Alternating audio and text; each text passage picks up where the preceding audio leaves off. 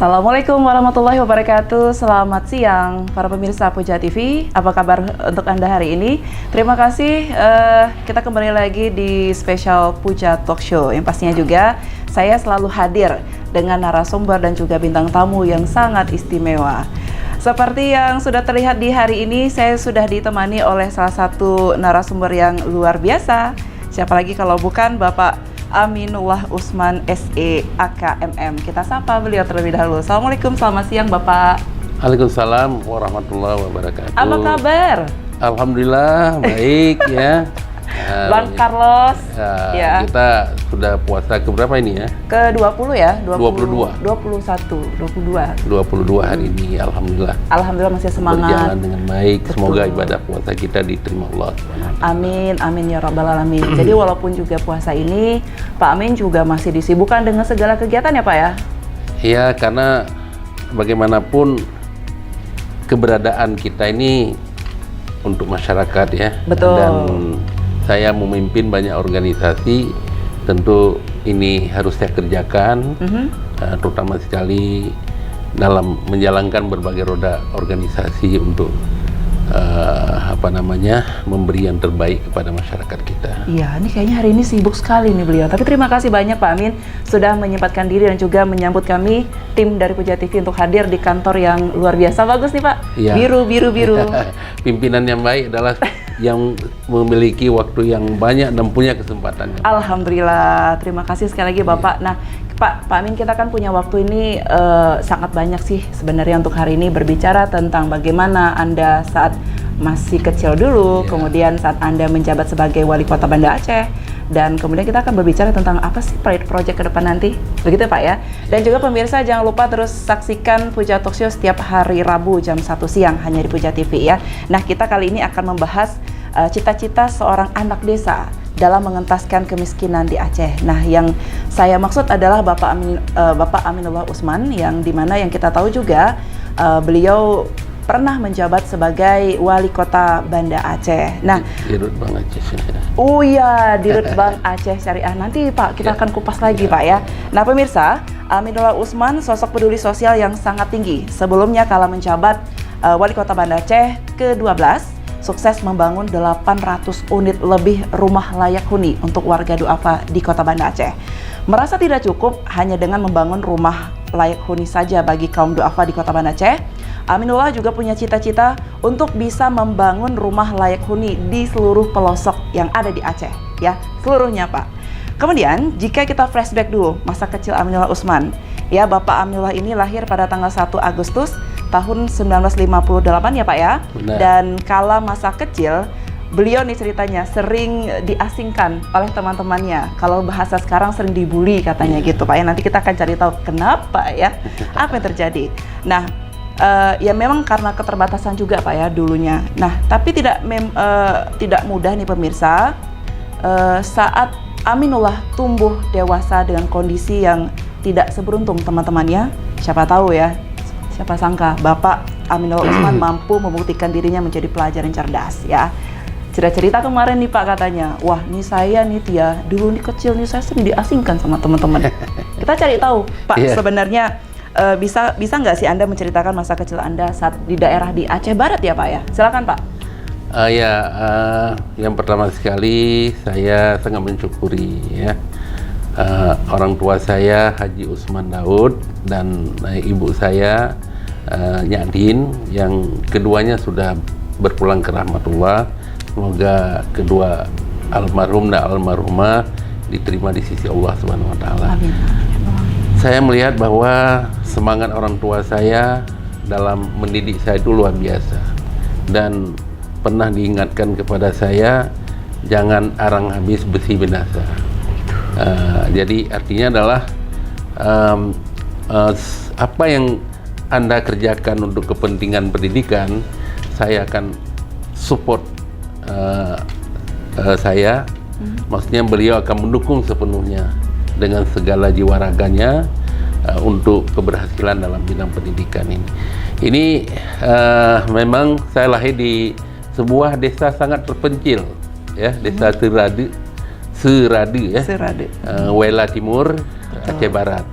Ini desa ini adalah desa yang memang dulu terputus komunikasi ya, karena berada di sungai, dikelilingi sungai dan gunung di belakang. Sehingga desa ini saya sering memberi nama adalah Desa Garam Lapar. Tiradi. Artinya adalah begitulah dulu ya. Sulitnya, garam aja susah kampung saya itu. Tapi kampung saya itu daerah yang punya berbagai kelebihan sampai sekarang ya. Hasil hutan, hasil bumi, kemudian pertanian, minyak nilam, luar biasa, rotan, dan apa saja yang dilakukan oleh warga itu daerahnya sangat subur. Dan sekarang juga daerah yang terbukti itu memiliki kandungan emas yang luar biasa. Jadi saya lahir di tahun 1958 seperti tadi, ya alhamdulillah. Saat itu saya sekolah di Serade, ya, MIS, Madrasah Ibtidaiyah Swasta, dengan gurunya hanya satu orang. Alhamdulillah saya di tahun 69, saya itu sudah kelas 3. Jadi sekolah itu hanya kelas 3 di kampung. Setelah itu sudah nggak ada guru. Tapi kepala sekolahnya pada saat itu Tengku Abdul Qadir, yang juga abang ipar saya, beliau mengeluarkan sebuah surat bahwa anak ini mampu duduk di kelas 6. Ya, lompat kelas ya. Jadi dibuatlah rekomendasi oleh beliau dan saya pindah sekolah ke Tenom di tahun 69. Jadi sudah lahir belum ya? Belum, Pak. Jadi pindah ke Tenom dan langsung saya duduk kelas 6. Saya ikuti ujian tapi tidak lulus pada saat itu, tapi saya sudah bisa mengikuti pelajaran yang ada di Tenom. Saya langsung masuk MSN Tenom pada saat itu tahun 70, dan sampai dengan tahun 73 di kelas 2 saya ikut ujian dan sudah lulus akhirnya ya, sudah ada punya ijazah. Jadi kalau lihat ijazah saya sekarang ini 2 tahun gitu dekat ya. Habis itu tamat di sekolah itu, di sekolah Tenom, MSN Tenom, masuk ke Semea Negeri Melabu tahun 74 sampai 77. 78 saya kuliah di ekonomi, Fakultas Ekonomi Universitas Ciakuala. Tamatnya tahun 86 karena akuntansi ya. Dulu akuntansi ini harus pindah ke Medan. Betul. Dan alhamdulillah sekarang sudah bisa di Aceh. Kami lighting pertamanya. Dan tahun 2000 saya melanjutkan kuliah di Magister Manajemen dan selesainya tahun 2001. Itu kisah pendidikannya. Tetapi saya punya kesan bahwa kalau di kampung itu memang gimana ya, saya merasa unik sendiri ya. Saya suka main bola, suka berteman, suka tidur di daya, ya, suka tidur di menasa waktu kecil ya. Walaupun saya tidak bersama teman, sama ada kawan-kawan khusus saya lah gitu ya. Jadi alhamdulillah inilah hasil komitmen daripada orang tua yang didukung selalu hingga saya bisa selesai kuliah sampai di tahun 2021. Tapi itu sudah orang tua sudah meninggal duluan ya, tahun 2000-an ya. Jadi memang sih Pak ya, kalau kita melihat semua orang tua hampir sama tujuannya. Bagaimana juga mereka mendukung untuk pendidikan anak-anaknya. Pak Amin, Anda di masa kecil itu tipe anak yang seperti apa? Yang nakal, yang pendiam, atau gimana sih Pak? Sampai Anda dikucilkan gitu Pak? Saya itu pendiam sebenarnya ya, pendiam tapi saya punya karakter tersendiri. Artinya memang saya agak batak sedikit ya, tetapi itu bukan mengganggu orang, tapi dia sendiri ya. Bahkan diceritakan oleh kakak saya waktu kecil tuh, kalau masih kecil tuh harus diikat di kaki, kalau enggak sebentar-bentar turun jatuh tangga. Suka sebentar udah ke bawah itu, tapi enggak nangis gitu. Batat. Berat ya? Tapi saya waktu itu badan saya badagok kali ya, gempal gitu. Ini si tangannya apa kan, alhamdulillah lah ini pisang waknya yang saya makan terus waktu kecil. Pisang wak ya? Kata kakak saya pisang wak 3 orang 1 biji aja payah, saya 3 biji katanya. Luar biasa sekali. Tapi saya banyak kejadian-kejadian unik lah waktu kecil ya.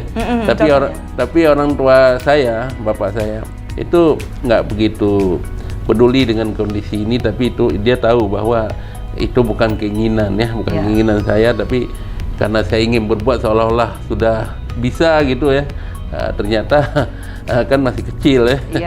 Tapi lalu diampuni oleh orang tua ya, dimaklumi ya. Baik. Nah Pak Amin, tadi kan Anda menceritakan ini sempat sekolah pindah ke kelas 6 itu di Tenom. Iya. Setahu saya kan itu jauh ya Pak ya, dari Melabuh ya, dari Aceh Barat. Iya, dulu. Jadi Anda tahun 69 itu, maklum aja lah, saya naik sepeda di sana ya. Iya, saya sudah tahu, naik Pak. sepeda itu 1 hari kami naik sepeda di kampung. Pertama dari kampung ke Suak Semasih, waktu itu menempuh dari pagi sampai sore. Ya, naik perahu. Iya, getek. Naik perahu mesin ya. Kalau kami jalur mesin. Terus dari Suak Semasih bisa naik mobil bus dulu ya, dan bisa naik sepeda. Tapi biasanya kami dulu pertama awalnya naik bus ya, tapi setelah itu ada naik sepeda berdua sama abang ya. Saya duduk di belakang ya, dengan itu kan tidak ada aspal. Kalau ada mobil lewat kita nggak kelihatan. Saking debunya. Debunya luar biasa. Dan rakitnya itu kan di Suak Semasih, rakit Tenom ya, baru sampai. Tetapi itu semangat saya sangat semangat sekali ya. Ingin sekali, dan saya pernah berucap pada saat itu setelah menjadi ikut sekolah di ISME ya. Ditanya sama Pak Cik saya, apa cita-cita?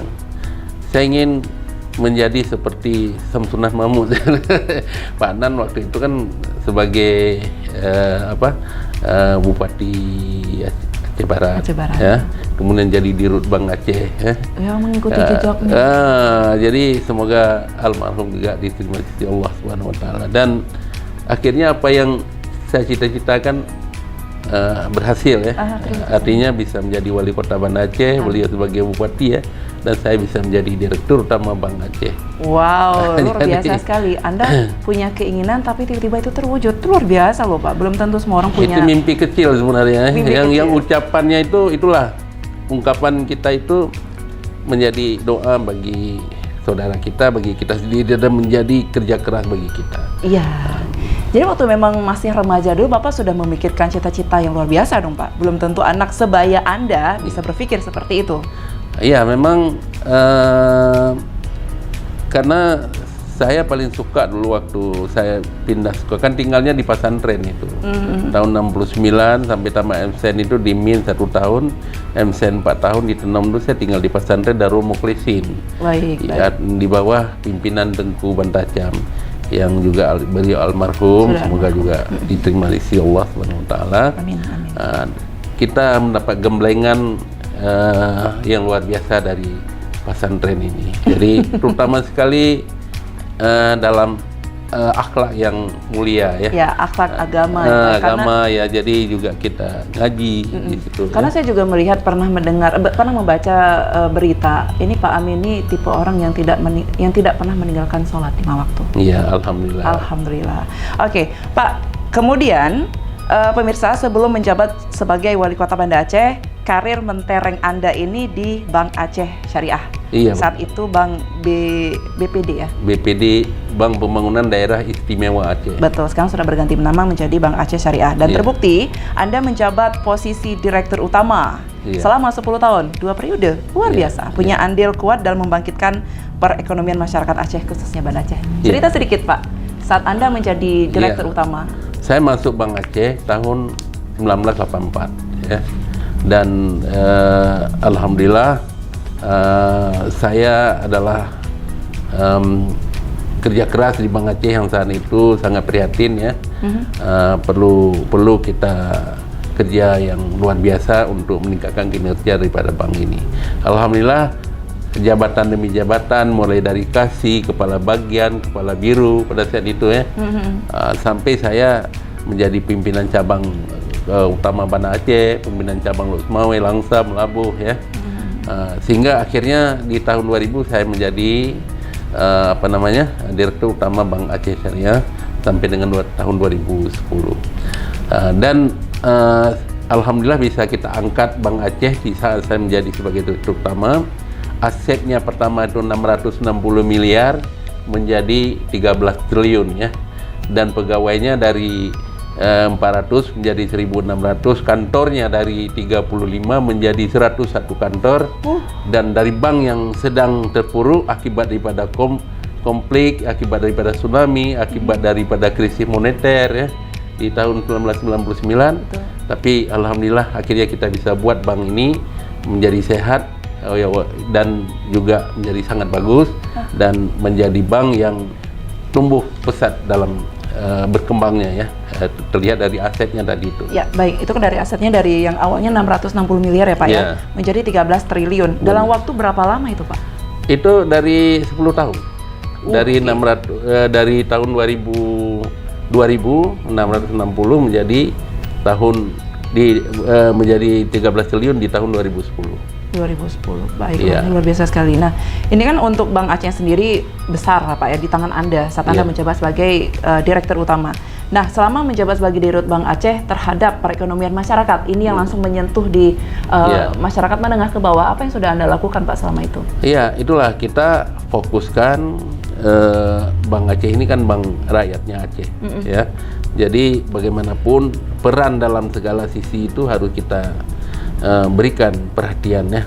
Fungsinya itu yang pertama sekali adalah fungsi bank ini kita jalankan sepenuhnya menghimpun dana dari masyarakat dan menyalurkan kembali kepada masyarakat dalam berbagai bentuk pembiayaan atau kredit kalau dulu ya.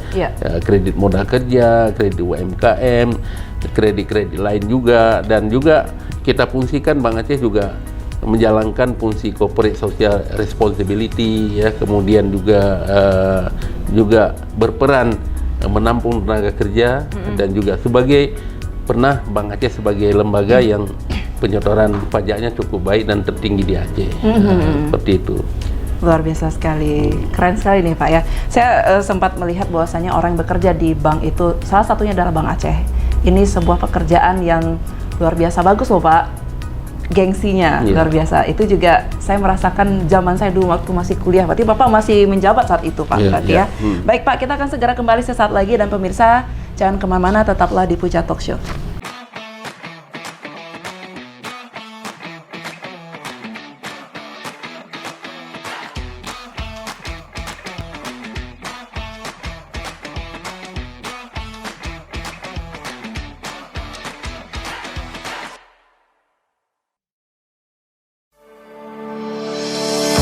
Pemirsa Puja TV Aceh yang belum berlangganan TV kabel, segera berlangganan TV kabel khususnya untuk pemirsa di wilayah Kota Lok Sumawai, Kota Langsa, dan Kota Banda Aceh. Puja TV kabel satu-satunya TV kabel berlangganan dengan iuran bulanan termurah dan memiliki tayangan berkualitas. Pembayaran iuran Puja TV kabel dapat dilakukan dengan 3 cara. Yang pertama, pembayaran dapat dilakukan melalui rekening BCA 2960460700 atas nama Jamaluddin, serta BSI Bank Syariah Indonesia dengan nomor rekening 7178446465 atas nama Jamaluddin. Setelah melakukan transferan, kirim bukti transfer beserta nama, nomor pelanggan, dan alamat, dan konfirmasi melalui SMS atau WhatsApp di 085356360135. Yang kedua, pembayaran langsung ke kantor Puja TV Kabel. Dan yang ketiga, pembayaran melalui kolektor Puja TV Kabel yang dilengkapi atribut berupa seragam Puja TV Kabel, tanda pengenal atau ID card Puja TV Kabel. Pembayaran yang sah dibuktikan dengan kwitansi resmi berstempel Puja TV Kabel. Jangan melakukan pembayaran jika tidak disertai dengan kwitansi resmi Puja TV Kabel. Puja TV Kabel, pilihan bijak bagi keluarga Anda. Rumah Tahfiz Puja Izzati hadir untuk menjawab solusi umat dalam rangka melahirkan sumber daya manusia yang memiliki spiritual quotient yang tinggi. Tujuannya untuk menciptakan generasi Qurani serta melakukan filterisasi dan literasi Al-Quran kepada masyarakat demi tujuan menjaga kesucian Al-Quran dari masa ke masa. berlokasi di Jalan Blang Bintang Lama, Desa Gladeah nomor 8, Kecamatan Krung Baruna Jaya, Aceh Besar. Hubungi via WhatsApp atau telepon ke nomor 0852 6064 3244 atau 0821 6542 4172. Ambil brosurnya di Instagram Rumah Tahfiz Puja Izati. Bergabunglah bersama kami. Kami menyediakan fasilitas seperti kamar, lingkungan belajar yang bersih, dan pengajar yang profesional. Kami membuka 2 sesi kelas, sistem boarding untuk mahasiswa dan kelas siang untuk anak-anak. Segera daftarkan diri Anda atau keluarga Anda. Gratis untuk kaum duafa, anak yatim, dan piatu. Tunggu apa lagi? Daftarkan sekarang juga.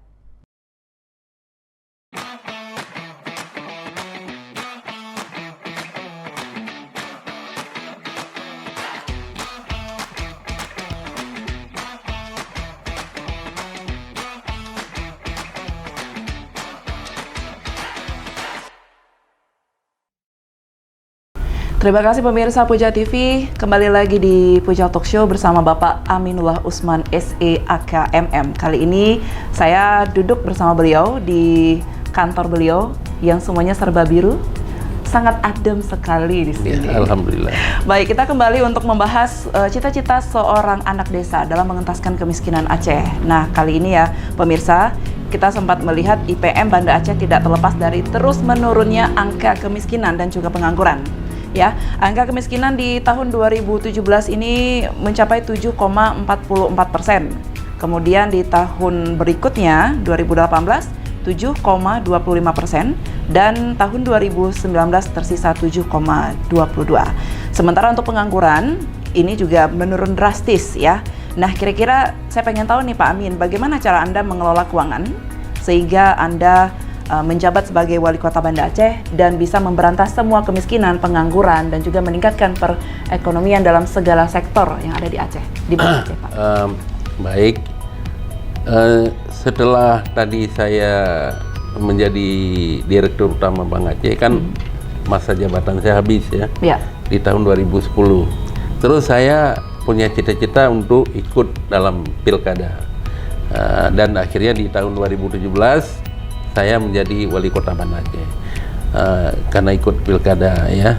Jadi saya melihat bahwa sebelum saya menjadi wali kota itu melihat bahwa Banda Aceh itu punya potensi untuk dikembangkan, dan persoalannya adalah persoalan kemiskinan juga seperti Aceh ya.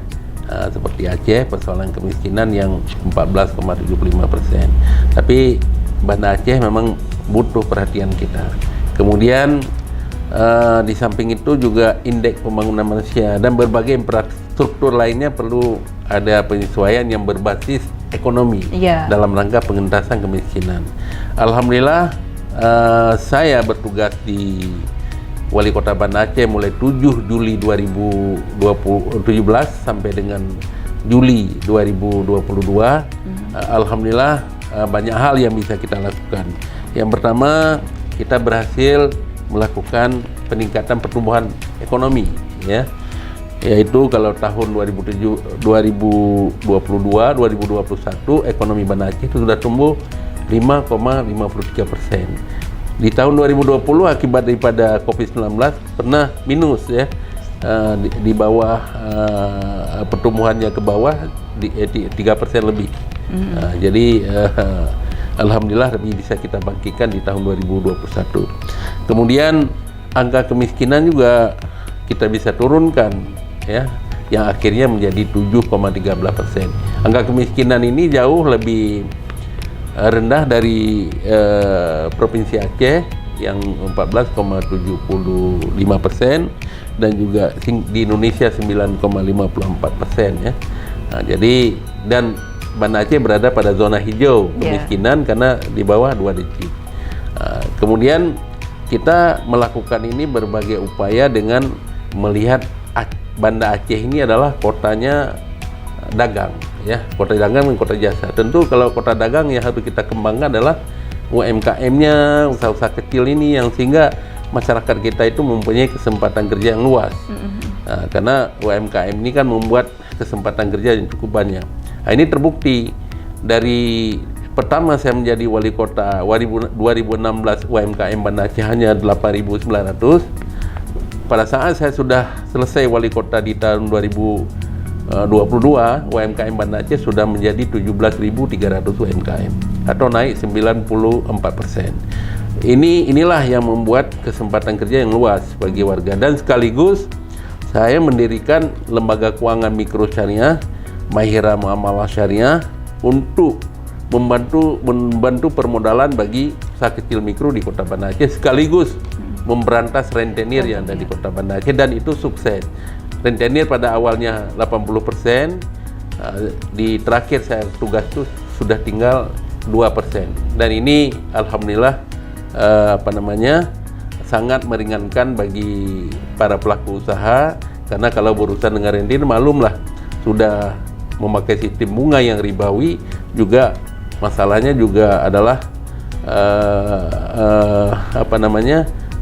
bunganya yang besar, dan juga itu sudah jelas kecil yang bisa dibantu, tapi bayarnya yang mahal. Iya benar-benar. Jadi dengan kita adanya Mahira Muamalah, tentu ini akan meringankan dari sisi beban atau bagi hasilnya yang kecil, kemudian juga sesuai dengan syariat Islam. Oke, dengan adanya Mahira Muamalah ini Pak, untuk pembiayaannya sendiri apakah ini untuk seluruh masyarakat Aceh atau hanya untuk khusus KTP Banda Aceh? Ini kan tadi bicara Banda Aceh kan? Banda Aceh. Jadi kita hanya Banda Aceh. Jadi kalau yang di luar sesuai dengan skop kerja itu hanya boleh kita biayai yang di Banda Aceh, karena modalnya Pemko Banda Aceh.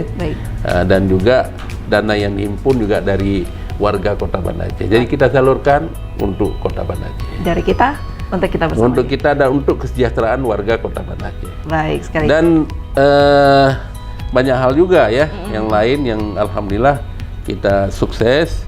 IPM ya, IPM Banda Aceh itu menjadi 85,71%. IPM-nya Pak ya? Indeks pembangunan manusianya. Jadi ini tertinggi di Indonesia setelah Yogyakarta dari 514 kabupaten kota. Baik. Susah itu karena bukan gampang untuk menaikkan IPM. Itu harus kita membenahi sektor ekonomi, harus membenahi sektor kesehatan, harus membenahi sektor pendidikan. Dan ketiga-tiganya ini alhamdulillah Banda Aceh sukses kita benahi sehingga IPM-nya tahun ini pun naik menjadi 86%. Wow. Pak, menarik sekali Pak. Ini masih terkait dengan rentenir tadi yang Anda sebutkan. Jadi sebelum ada Mahira Muamalah, artinya rentenir ini kan mendominasi ya Pak ya? Ya. Saat Anda memberantaskan itu Pak, apa kendala yang Anda rasakan selama di lapangan? Ya, yang namanya itu kan begitu kita memberantas rentenir itu kan bagi pelaku usaha ini kan harus ada jaminan. Ini kalau rentenir yang kita berantas, berarti nanti Bapak harus siap memberikan modal kepada kami. Itu satu ya. Dan saya yakini bahwa saya yakinkan pada pelaku usaha itu bahwa kita siap untuk membantu dengan Mahirah itu. Yang kedua, mereka itu masih secara diam-diam ya. Diam-diam ya, tentu mungkin di rumah ngambilnya kan tidak ada bank, itu kan bank gelap itu kan. Rentenir itu sama dengan adalah bank 47. Kalau bank 46 udah biasa itu mereka. Jadi kalau bank 47 kan di rumah boleh ya kan, atau di warung kopi boleh ya kan. Jadi ini beda antara bank 47 dengan bank 46 dulu ya. Dan juga mereka bisa juga secara online komunikasi, kasih agunan, dikirim nanti uangnya kan. Nah, ini tapi kita ada masyarakat ekonomi syariah memberikan sosialisasi kepada masyarakat agar menjauhi kegiatan-kegiatan yang sifatnya bertentangan dengan syariat Islam. Jadi ini pelan-pelan akhirnya masyarakat memahami ini, dan apalagi pemerintah sudah mengeluarkan Kanun nomor 11 tahun 2018 tentang lembaga keuangan syariah yang harus dilaksanakan secara syariah di Aceh. Iya, dan ini juga sudah masih berjalan ya Pak. Iya, alhamdulillah sekali. Baik, nih Pak, Bapak ini kan punya kan besar ya untuk menjadi Gubernur Aceh dan juga Wali Kota Jilid 2, insya Allah. Sebenarnya apa sih Pak proyek Bapak ke depan nanti? Ini Pak, mohon maaf, ada terkait dengan IPM-nya di Banda Aceh ini kan sekarang kita sudah meningkat drastis. Apakah dengan saya pernah membaca berita Aceh ini katanya provinsi termiskin. Oh iya. Apakah Anda juga punya keinginan untuk merubah Aceh secara keseluruhan ini menjadi contoh seperti Banda Aceh nih Pak, untuk menjadi gubernur, gimana ceritanya Pak? Iya, saya melihat begini, saya kedua-duanya insya Allah saya berniat ya. Baik itu untuk wali kota tetap saya perjuangkan ya, tetap saya kerja juga dari sekarang. Kemudian juga sebagai gubernur kita juga ini ya, kalau gubernur ini kan beda dengan wali kota. Kalau gubernur nanti kan tergantung hasil survei, kemudian partai pendukung ya. Nah, ini yang kita harapkan nanti, karena itu di sana harus punya 13 kursi ya. Jadi siapa partai pendukungnya. Tapi kalau Banda Aceh mungkin hanya 5 kursi, kita masih mudah lah ya, walaupun memang kita harus mengawal itu semua. Jadi saya melihat Aceh ini luasnya 57.956 km persegi ya, cukup luas dengan jumlah penduduk 5,3 juta jiwa dan terdiri dari 18 kabupaten, 5 kota, kemudian 289 kecamatan dan 6.514 kampung. Ya, ini Aceh ini ya. Kemudian apa yang ada terkandung di Aceh itu luar biasa, mulai minyak bumi, gas alam, tambang ya, batu bara, emas ya, kemudian juga perkebunan, perikanan, kelautan maksudnya ya, pertanian, sungguh luar biasa kaya. Tapi apa yang terjadi? Sekarang Aceh adalah daerah termiskin di Indonesia. Di Sumatera. Di provinsi ya, Sumatera. Di Sumatera ya, di Sumatera. Itu kan ada grafiknya ya. Betul. Ada grafiknya itu kita 14,75% ya. Kemudian ada daerah-daerah lain.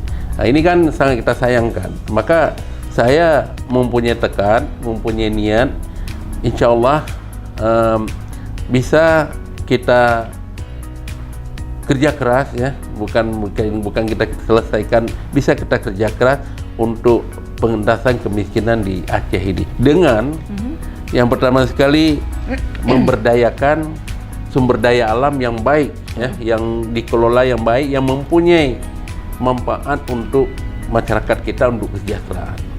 Yang kedua juga mengelola APBA dengan baik. Yang pertama kita lakukan percepatan realisasi APBA, dan APBA ini kita fokuskan untuk pengentasan kemiskinan. Yang pertama kita bagaimana caranya nanti lahirnya aset-aset produktif ataupun yang tepat sasaran untuk pengentasan kemiskinan. Karena kita sangat sayang karena APBA kita cukup banyak. Tahun ini memang 9,3 triliun ya. Tapi itu akibat karena turunnya dana otsus 1%. Tetapi yang jelas bahwa itu masih mungkin. Misalnya kita bangun rumah duafa, setiap tahun kita cadangkan untuk bangun rumah duafa 1 triliun ya. 1 triliun untuk bangun rumah duafa, kalau 80 juta sampai mungkin sudah bisa di atas 12.000 ya kita bangun rumah per tahun. Di 2 tahun sudah terasa bahwa masyarakat kita sudah menikmati pembangunan. Banda Aceh saja yang anggarannya 1,3 triliun, kita sudah mampu membangun rumah sampai 800 rumah dan merehab rumah sampai dengan masa periode saya 5 tahun.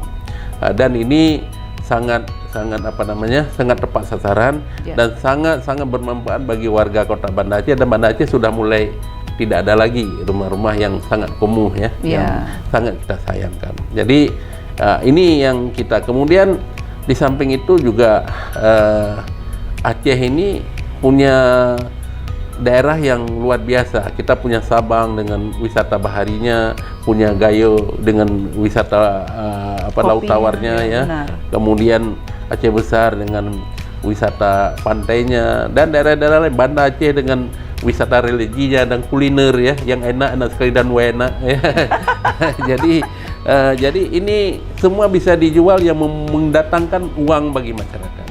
Jadi yang akhirnya apa yang dirasakan apabila ini kita lakukan, akhirnya adalah bisa menurunkan angka kemiskinan Aceh, dan itu bisa dilakukan. Dan itu fokus utama Bapak ya, Iya. mengentaskan kemiskinan. Jadi kalau konsentrasinya misalnya daerah wisata, apa yang harus kita benahi? Iya. Sabang apa misalnya kan, itu betul-betul menjadi wisata dunia. Banda Aceh yang berefek juga bagi Banda Aceh, bagi Sabang, bagi daerah lain ya. Orang kan kalau sudah berkunjung ke Aceh kan ada yang tujuannya Takengon, ada yang tapi singgahnya tetap di Banda Pasti Aceh. di Banda Pintu Aceh. masuknya di sini. Betul sekali. Kita juga benahi total Banda Aceh ya. Kalau seandainya ya alhamdulillah Allah memberikan kepercayaan kepada saya, tidak hanya sebagai gubernur, mungkin wali kota pun seperti itu akan kita lakukan. Amin ya rabbal alamin. Yang pastinya juga kami dari pihak media dan juga Puja TV ini mendukung penuh Bapak untuk semua kebaikan Bapak dan juga untuk masyarakat ya Pak ya. Nah, apalagi kita melihat bahwasanya khususnya di Banda Aceh juga ini memiliki SDA yang luar biasa. Seperti yang tadi disebutkan oleh Bapak Aminullah Usman, ada wisata baharinya juga, kuliner, pantai, kopinya. Ya.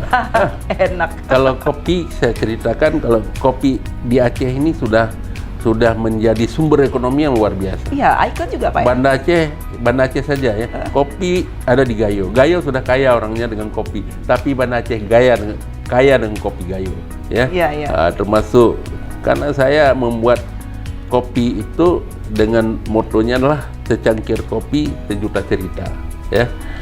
Dan kopi terenak di dunia itu adalah salah satu kopinya adalah kopi Gayo. Kopi Banda Aceh. Banda Aceh. Kopi maksudnya kopi yang diracik di kota Banda Aceh. Di Banda Aceh seperti ya. Karing. Kopi bisa di Gayo, bisa di Robusta, bisa Arabica ya. Tapi meraciknya itu ada di Banda Acehnya. Ya ini kita bangga kan. Iya. Sehingga kopi ini menjadi mendunia ya. Mendunia, orang datang ke Banda Aceh kalau belum minum kopi itu belum tuntas, belum selesai ya. Iya. Hadirnya belum sampai ke Banda Aceh. Karena kan di Banda Aceh juga banyak sekali warung-warung kopi yang Itu tersebar ya kan Pak ya. dikenal 1001 warung kopi. Benar, setuju. Pak, kami ucapkan ya terima kasih banyak dan mudah-mudahan dengan apa impian Bapak untuk mengentaskan kemiskinan di Aceh nanti bisa terwujud ya. Dan kami saya membantu juga, masyarakat juga menanti pembangunan rumah duafa yang lebih banyak lagi Pak. Karena untuk penataan kota di Banda Aceh khususnya sudah tidak ada lagi tempat-tempat kumuh yang tadi Anda sebutkan. Kita juga melihat, kita juga sudah merasakan bahwasanya di kota Banda Aceh sudah sangat tertata dengan rapi, ya. Kemudian UMKM-nya juga sudah sangat tinggi sekali. Ini memberikan peluang kerja untuk anak muda khususnya di bidang UMKM. Nah baik Pak, saat ini selama Anda di DPD juga Pak ya, DPD PAN. Ini adalah salah satu juga partai yang besar di Indonesia, khususnya juga di Banda Aceh. Bagaimana nih Pak pekerjaan Bapak, kemudian kegiatan Bapak? Karena Bapak juga ini sebagai ketua MES ya. Cerita sedikit Pak. Iya, saya orang yang memimpin organisasi termasuk banyak ya. Yang pertama saya sebagai ketua DPD PAN Banda Aceh ya. Dan saya selalu ingin DPD PAN Banda Aceh itu tampil dan bangkit ya, dan meraih kursi yang banyak nanti. Kemudian saya juga ketua Masyarakat Ekonomi Syariah yang tujuannya adalah bagaimana Aceh dengan berlakunya Kanun Nomor 11 2018 itu seluruh kegiatan ekonomi di sini itu bisa dilaksanakan secara syariah. Kalau tidak, kita sudah berlaku syariat Islam di tahun 2002. Di mana di dalam kanunnya itu adalah tentang akidah, ibadah, syiar Islam dan muamalah. Tapi kita muamalah akhir-akhir sebelumnya ini kan kita masih baur, masih dualisme ya, komposisional ataupun sistem bunga yang ribawi, kemudian juga syariah. Tapi sekarang kan sudah total. Tugas MES adalah membumikan ekonomi syariah dan mencariahkan seluruh kegiatan ekonomi yang ada di Aceh. Kemudian juga saya ketua alumni akuntansi ya, ketua alumni Semayang Negeri Melabu, pernah juga sebagai ketua alumni Magister Manajemen, kemudian ketua IKABA, Ikatan Persaudaraan Aceh Barat, Ikatan Pensiunan Bank Aceh Syariah. Kemudian juga saya juga ketua Bapeti ya, Partai Nisan, dan pembina PLT ya, dan bola kaki ketua AWAW Persiraja. Sungguh banyak saya ketua-ketua, tapi alhamdulillah semua jalan. Ini bisa. Semuanya adalah manajemen itu kan, arti manajemen ini kan bagaimana menggerakkan orang lain untuk mencapai satu tujuan yang hebat dan sukses ya. Bukan hanya tujuan mencapai, tapi harus sukses. Harus sukses. Kalau misalnya main bola, benarnya main bola itu adalah menang. Kalau mainnya bagus tapi kalah, ujungnya nggak bagus. Nah, begitu Harus juga. menang gitu. Begitu juga kalau kita mengurus perusahaan, yang betul adalah omsetnya naik. Ya. Omsetnya naik. Itu baru membuktikan itu bahwasanya kita membuktikan berhasil. kita mampu menggerakkan segala daya upaya perusahaan itu untuk menghasilkan yang lebih baik. Ya. Jadi itulah manajemen itu. Jadi jangan berpikir kita banyak organisasi bagaimana kita harus kerja, tidak. Kita ada sekretaris, ada wakil ketua. Inilah yang harus kita fungsikan. Iya. Jadi sehingga sukses itu tidak hanya kita yang kerjakan, tapi jajaran kita harus bekerja. Nah, ini. Oke. Baik, ini luar biasa sekali nih pemirsa. Walaupun dengan seabrek kegiatannya, ya, tapi juga olahraganya juga top chair. Keren. Sering dengan sebutan Bang Carlos ya. Iya, saya kalau di bola kaki dulu ya, waktu masih tidak muda kali lah, tapi masa-masa mudanya dulu kan disebut Roberto Carlos ya, atau Bang Carlos.